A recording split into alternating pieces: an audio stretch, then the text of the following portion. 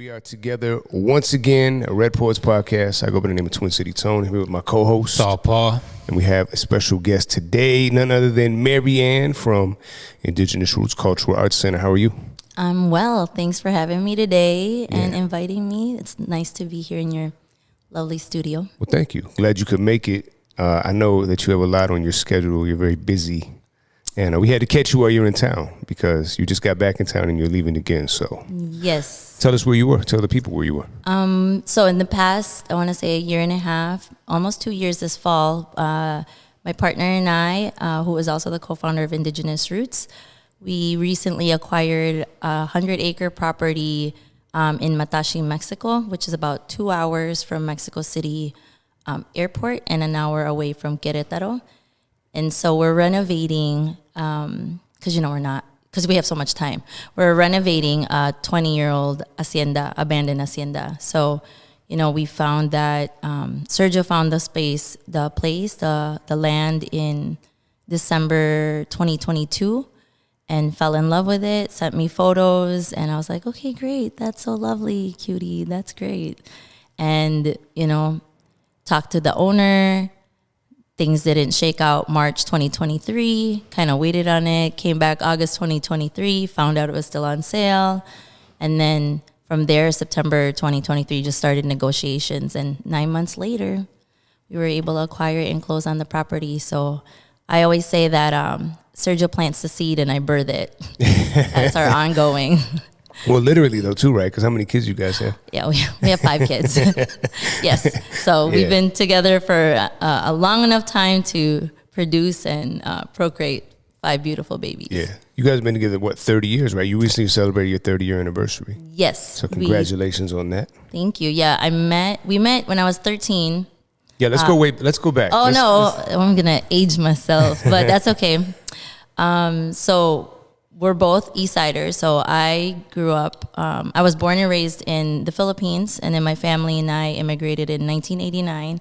And I remember it because there was a huge blizzard when we got to the airport. Why no one told us there was a blizzard and snow here?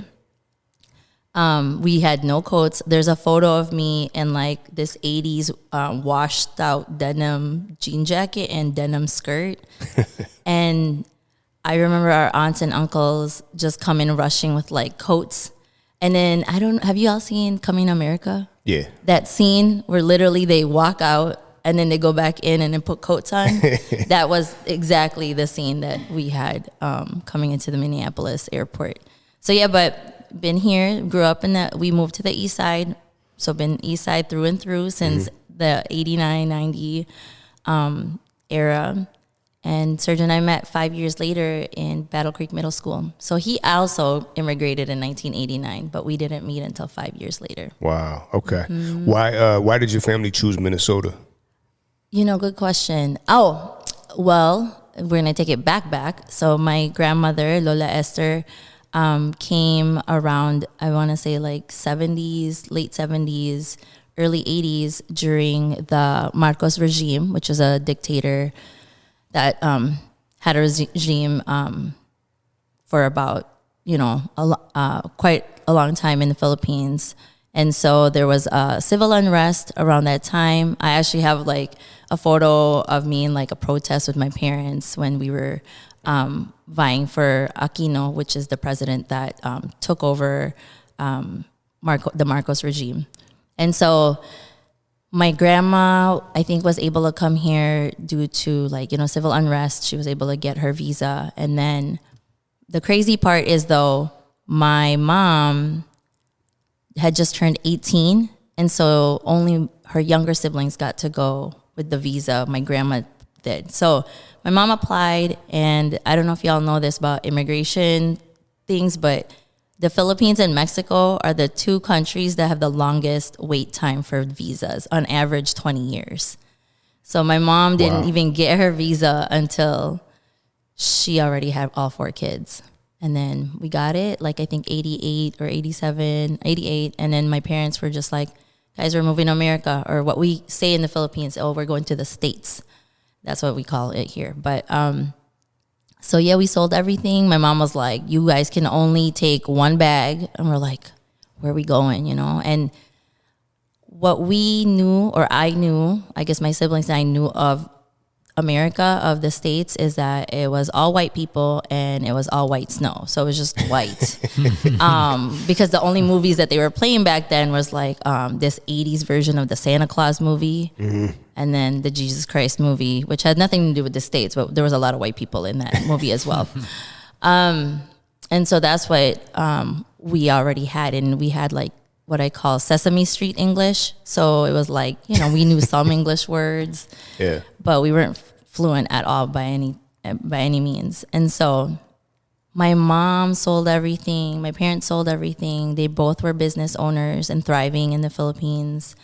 And they wanted better opportunity for us, right? And my mom wanted to be closer with my grandmother and things like that. So we were moving, and then I saw this big box, and I'm like, Ma, what's this box? You gave us we only got one bag, but you're bringing this whole box. What's in there? And she's like, go look. And I open it up, and it's all these, I don't know if you remember back in the day when encyclopedias were really big, but it was the red and black one with the gold embossed one. It was Britannica. So she had that version and a children's encyclopedia version. And she was like, we need to bring this. And I think I reflect on that right now because my parents always valued education. Sure. Yep. And wanted to make sure like wherever we were, wherever we go, like we had, you know, resources. And so we didn't bring anything, but we bring this big box of encyclopedias.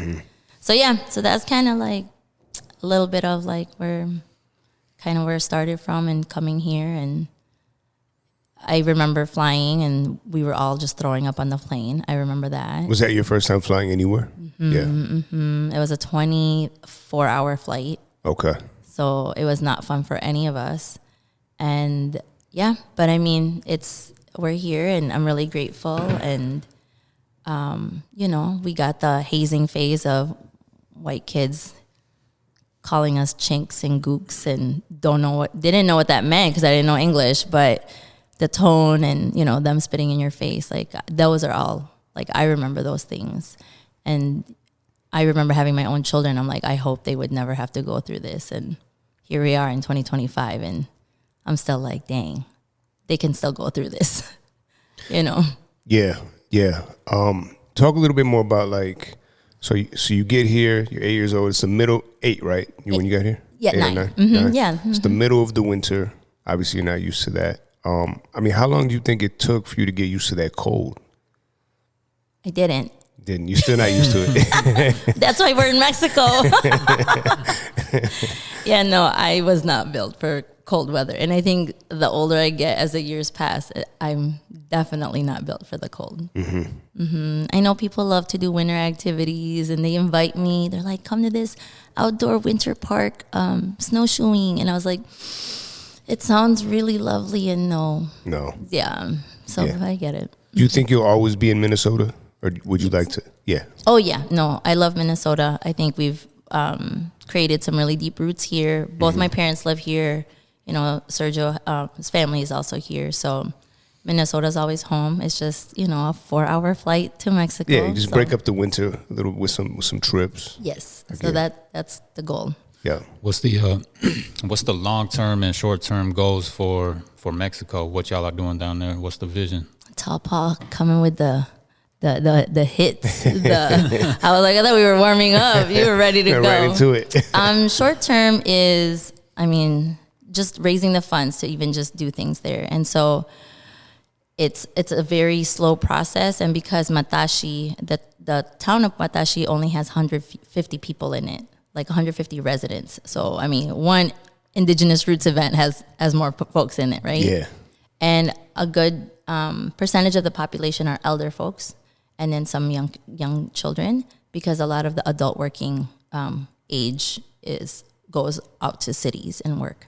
And so the short term really is just to, one, build, you know, with the community. We're working with a group of elders who are also like our teachers, and they're grandmothers, and they're curanderas, so they're healers. So they have land there, and then they also live in Mexico City.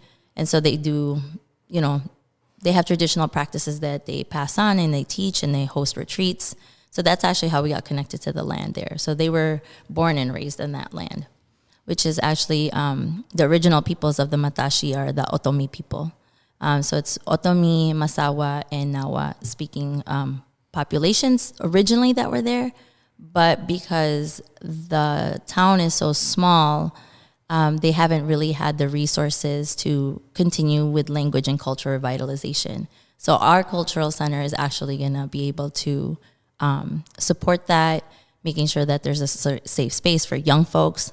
So similar things that we're doing here already, teaching, Sergio's going to teach some danza.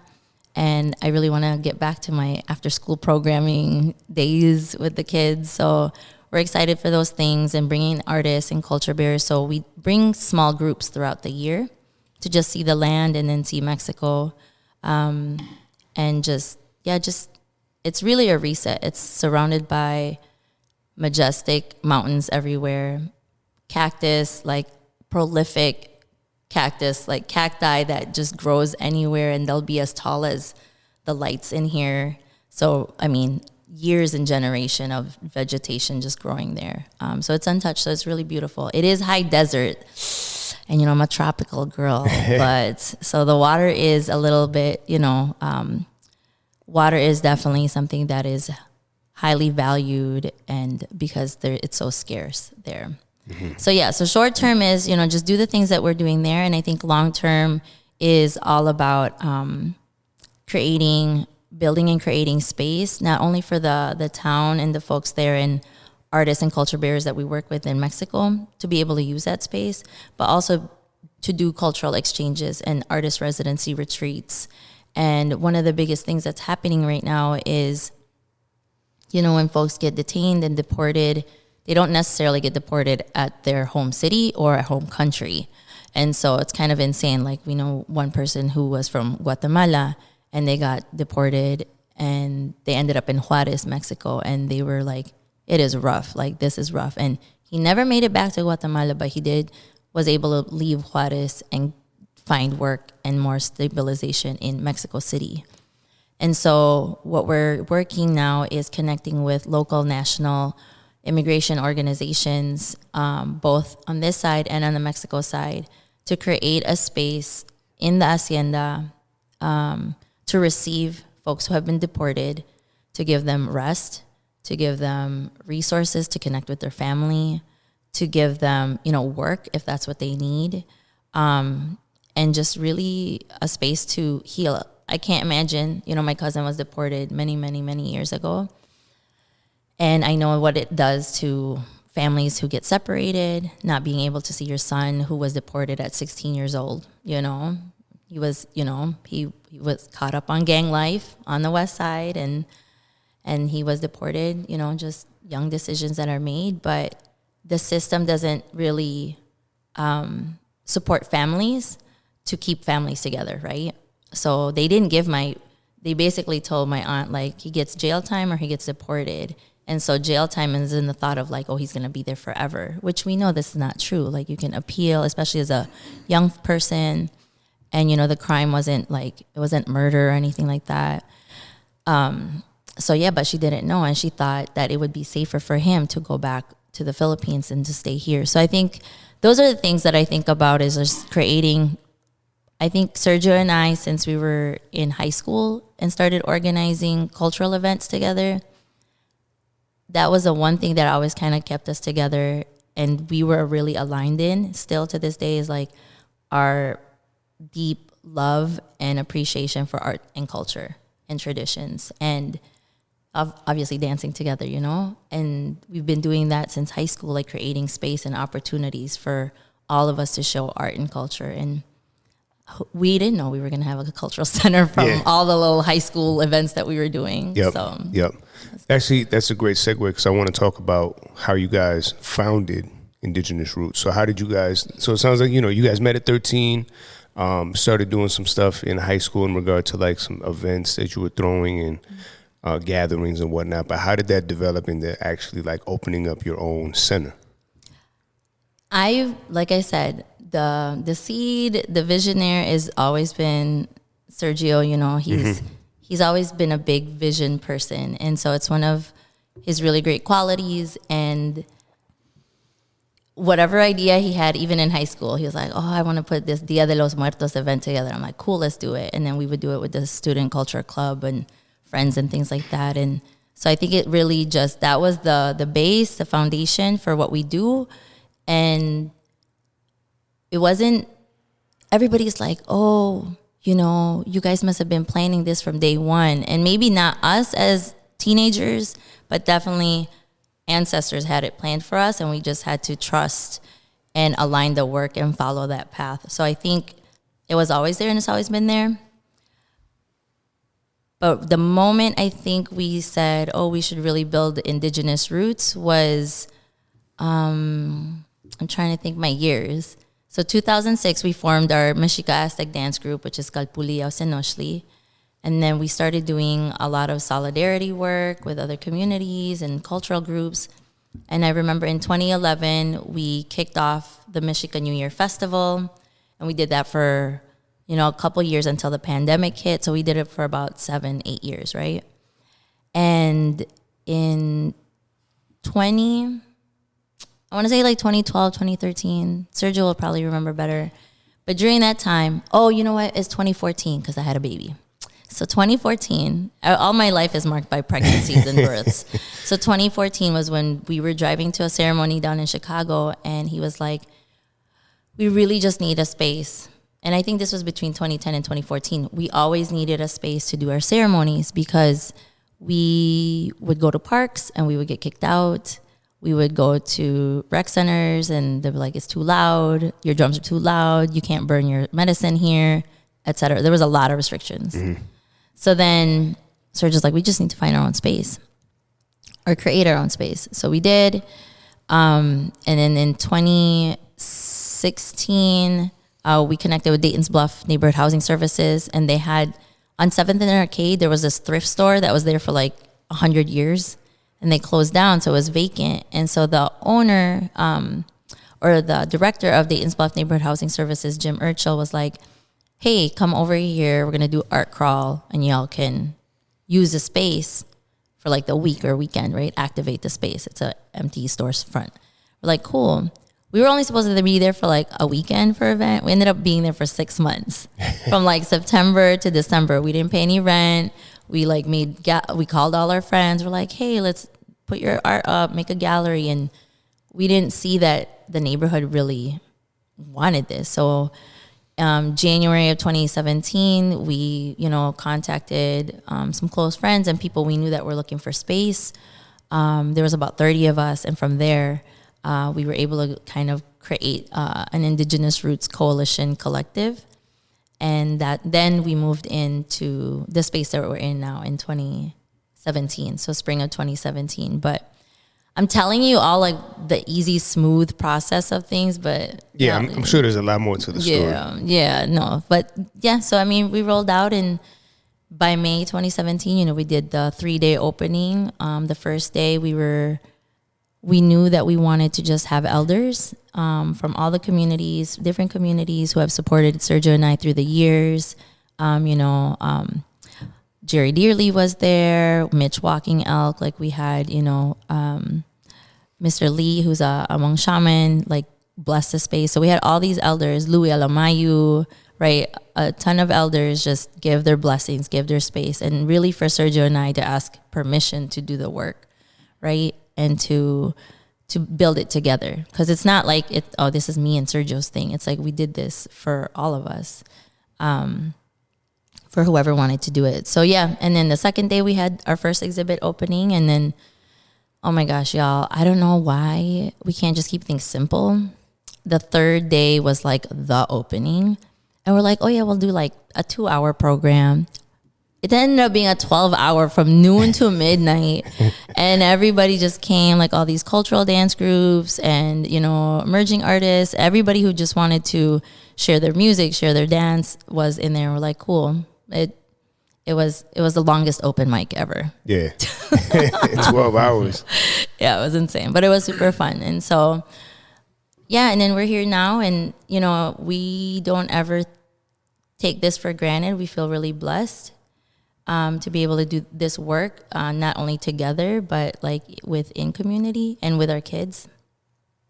And I think at the end of the day, like I have no regrets despite all of the challenges and the hardships and the pain and all the crying and the sweat and tears, all that. So it's good. I mean, I can say that now, today, Wednesday, I feel good with what I'm doing.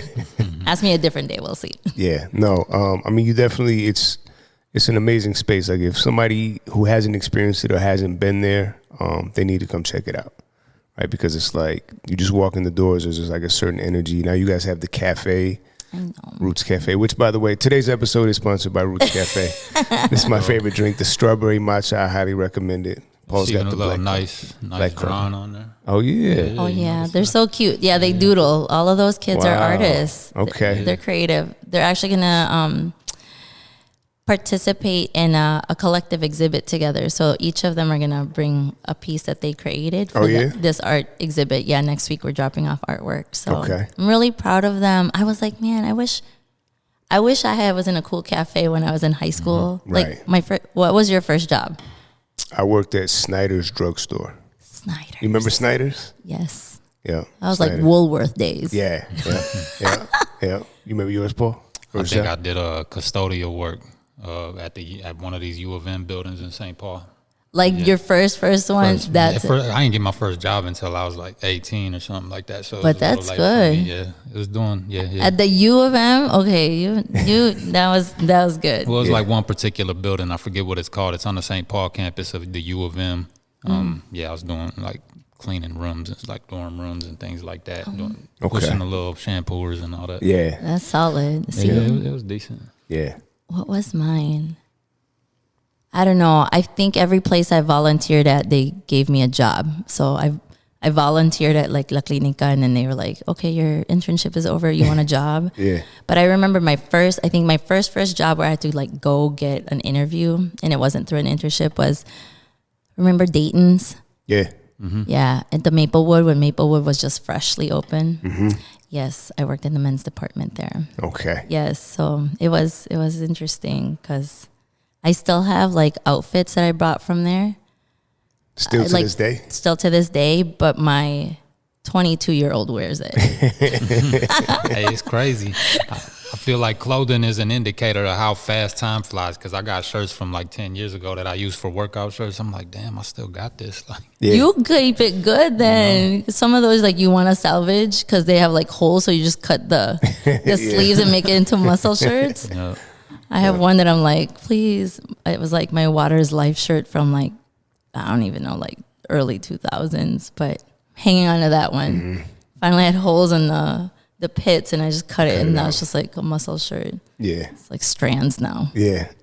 I want to get back to the cafe really quick. So what inspired opening up the cafe? Or like was that Sergio's idea as well? Or? No, that was the youth's idea. Oh, they came up with it. Okay. Yes. So in 2018 or 19, mm-hmm. And so we had young folks that were part of the International Indigenous Youth Council. So this was, during Standing Rock time. So what was that? 2016, right? So there was these youth that we brought out to Standing Rock during the Dakota pipeline resistance, and we brought 150 youth out in a caravan, and then they came back, and about 25 of them got real serious as water protectors, and then I think out of 7 of that, which most of them were youth from our danza group, really wanted a cafe. So there was already an existing cafe. So we didn't own the building yet, but there was somebody that rented out space inside where the cafe is now. Yeah. And so that they had they worked with the previous owner, and then I don't know how y'all are gonna edit this, but I'm gonna just keep it real. Yeah, keep it real. So in 2018. Yes, it was 2018. I remember it was 4th of July because we were at Eagle Butte for a powwow. I think it was around July. And then we came back, and that previous cafe owner, I ended up throwing him in jail because he had assaulted one of his cafe workers. And so, I got the call from somebody or a text or like, hey, we have something to share with you. We don't know how to share it. And so we, we came back. We drove back that night. I talked with the young woman and she told me what happened. And I was like, okay, this is not okay. Can we tell your parents? She's like, no, because my family's undocumented. I don't want any problems. And so basically, the next day I contacted the parents of whoever was working at the cafe. And I said, hey, this is going on. And these are,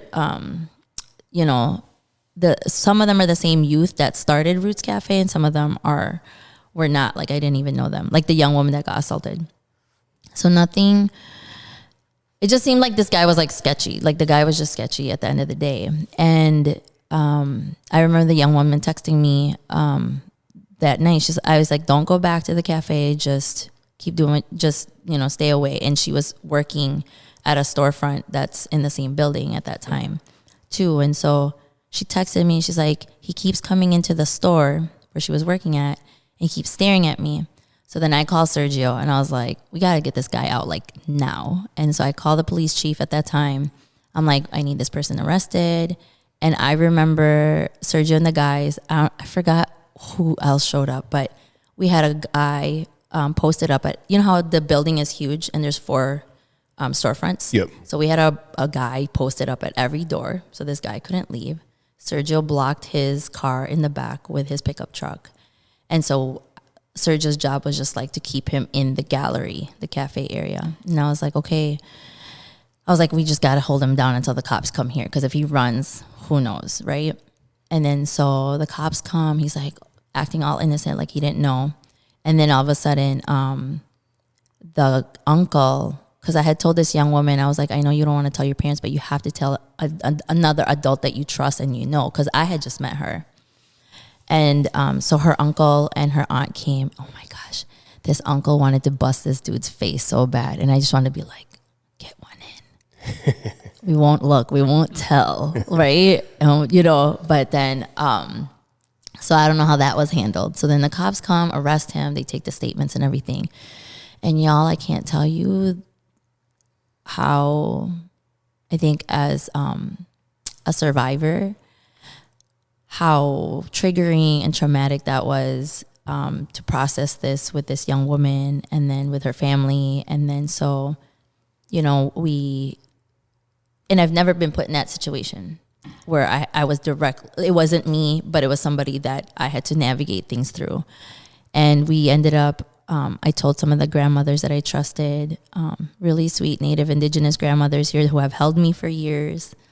And they did a ceremony for this young woman and all the women that they had invited to support this young woman, and the 2 other young women that worked at the cafe. And it was really healing and really important.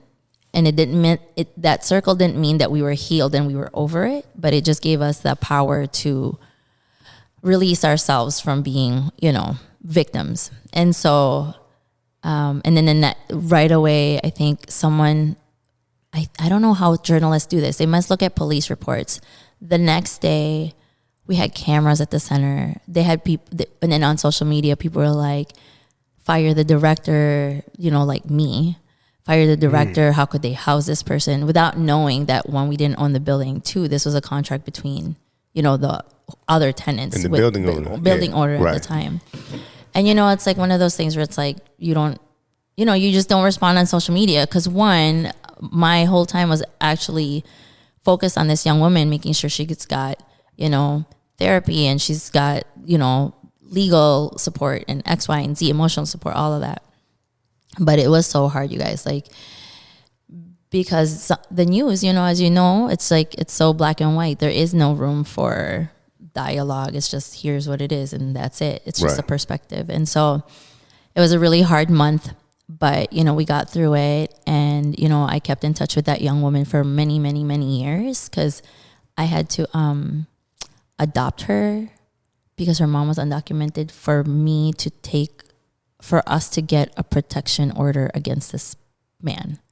But she couldn't do it because she was underage. So then I had to go through this. It was crazy, y'all. And we had to do that like in 1 week's time. We found out that he owned another cafe on the east side, or like some sort, a juice bar.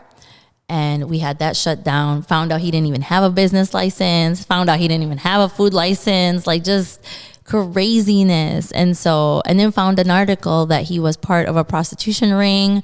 Like, wow, it's just insane. Like, we don't know, right? And so I think, yeah. And I didn't mean to like expose all this story, but I wanted to share with you all because I think sometimes, we don't sit and chat enough. We don't get the time because we're all so busy. But I think, I'm really grateful for, strong men in our community like you all holding us up and protecting women because that's what we need. And it's not to say that we can't make mistakes, both men and women in those areas. We all learn and we just have to, I'm just like, man, we just have to show a lot of grace and compassion. And that's just something my mom has always taught me and my siblings is just grace and compassion and patience. Grace and compassion and patience because none of us know the full story. None of us know the full of anything. Sometimes a person going through it doesn't even know the full of it because they're so confused and lost and desperate. And so, yeah, but proud of that young woman. She graduated, doing her thing. And I know that your question was like, how did the coffee shop started? So the Roots Cafe started from a group of young folks who really wanted to have a cafe feel in the gallery and to serve their own drinks. And it was actually, I knew nothing about, and I always say yes, anything that youth asks, I'm like, let's do it. Mm-hmm. I knew nothing about managing a cafe. I don't even drink coffee. I was like, I don't know how this is going to work because I'm not going to taste your products. And we made it work though. And then we were going to open up in 2020, but the pandemic happened. So we used the grant to kind of train the young folks, the young people, like creating their own menu, creating their own logo, et cetera, et cetera. And then spring 2021, we were able to do, I think we've done like 3 soft openings, you guys. I swear this coffee shop has had like multiple openings, yeah. And but it's thriving now, and I'm so proud of the young folks. And 2 of the young folks that are there, of the team of 8, are from like the original hires, the first wave of hires. We hired 4 high school youth, 4 college folks. In 2021, and 2 of those are still, 3 actually are still in the team now, which they'll be seniors. So, and coming next year. So to think like, I just think it's great that they have this space. One, they get paid $16 an hour, which remember when we got paid? I got paid like $7 an hour. Yeah, I don't even think I was making $7. I was probably making like $5.25. Yeah, I think it was $5.25. Because that was the minimum wage. Yeah. So yeah, and then they do all their own TikToks and their social media, which is something like got built up to, and they love getting together on cafe hours to experiment and create drinks. That's cool. Is that where the strawberry matcha came from? Probably. They probably got some TikTok video and they're like, we're going to make this. Yeah. Yeah. So the menu is always changing. They have their staples, but it's always changing.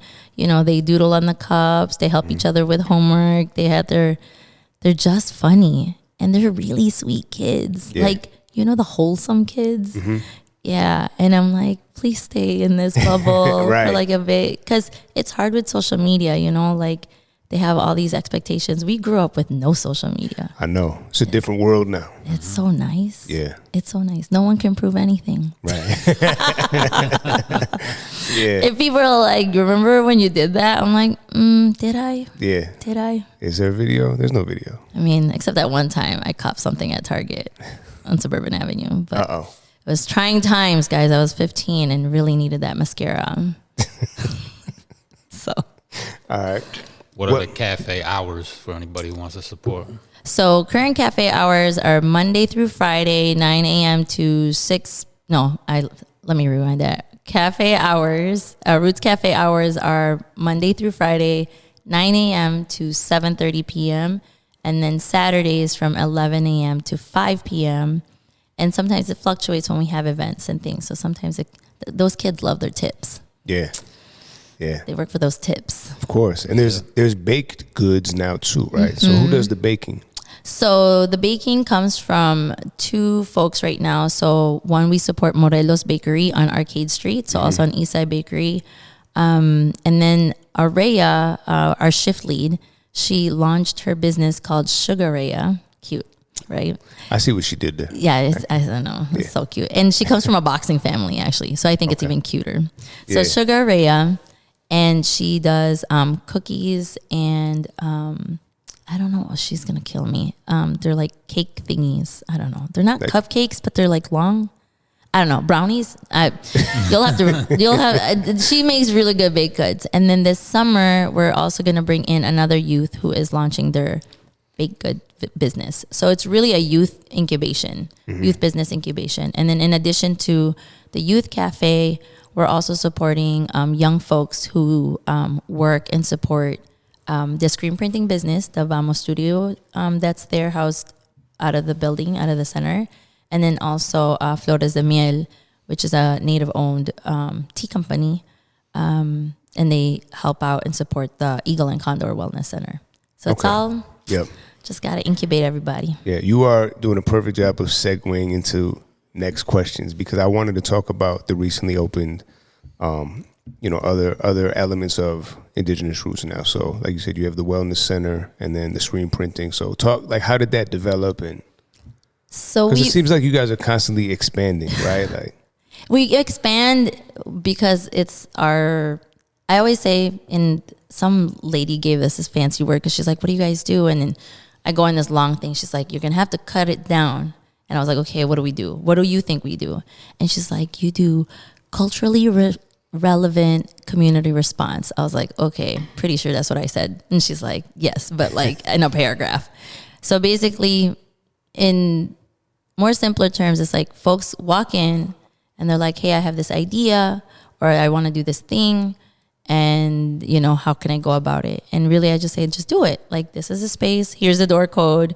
If we can get a grant for it, great. But we try to support with funding and resources and space, and technical support assistance.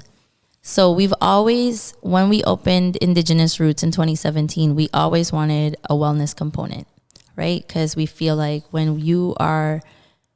have a lot of folks of mixed backgrounds, and what I hear from the young folks all the time, or even adults, are like, I had to choose one or the other. I couldn't be, one culture was dominant over the other.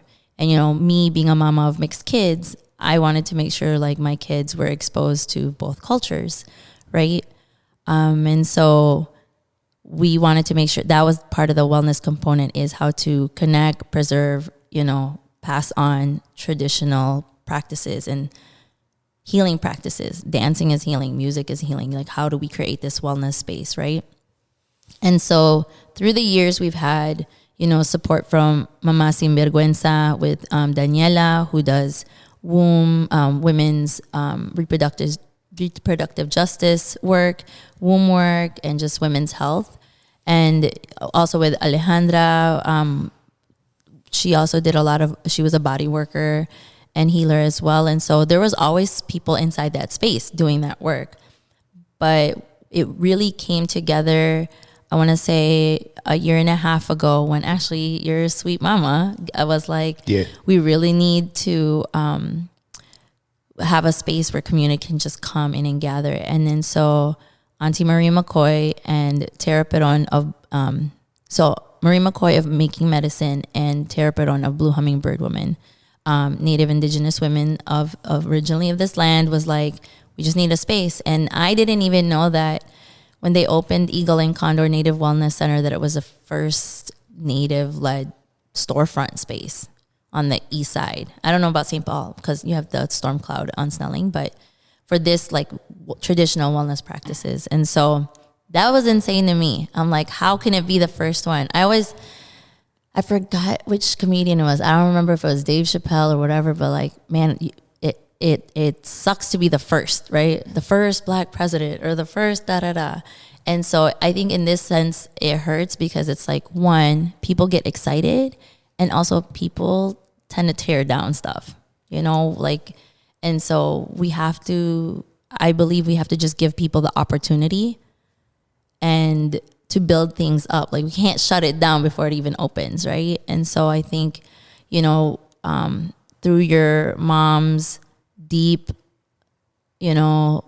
life experiences of wisdom, and just all of these moments that she's built up to her role as a matriarch.